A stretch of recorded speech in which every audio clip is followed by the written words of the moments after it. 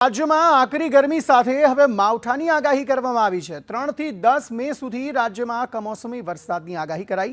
હવામાન નિષ્ણાત પરેશ ગોસ્વામીએ આ આગાહી કરી છે। અનેક વિસ્તારમાં ગાજવીજ અને પવન સાથે માવઠાની આગાહી કરાઈ છે। રાજ્યના અમુક વિસ્તારમાં કરા પડવાની પણ સંભાવનાઓ વ્યક્ત કરવામાં આવી છે।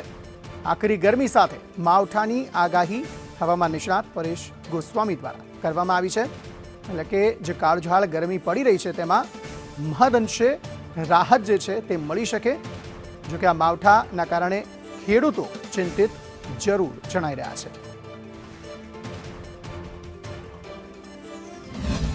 આ અસ્થિરતાને કારણે 3 મે 2025 થી લઈ અને 10 મે 2025 દરમિયાન રાજ્યના મોટાભાગના વિસ્તારોની અંદર માવઠાના વરસાદ પડશે અને અમુક જગ્યાએ કરા પડવાની પણ શક્યતાઓ દેખાઈ રહી છે। ખાસ કરીને આ 3 થી 10 મે દરમિયાન જે અલગ અલગ વિસ્તારોમાં માવઠું થવાનું છે તેમાં મોટાભાગના સમય એવા હશે કે જેમાં બપોર પછીના સેશનની અંદર માવઠાના વરસાદો જોવા મળશે અને ખાસ કરીને આ માવઠું છે રોજ એક વિસ્તારમાં નહીં પણ અલગ અલગ વિસ્તારોમાં જોવા મળશે અને સૌથી વધારે આની તીવ્રતા છે એ ઉત્તર ગુજરાત, પૂર્વ કચ્છના ભાગો અને સૌરાષ્ટ્રના ભાગોની અંદર જોવા મળે તેવી શક્યતાઓ છે।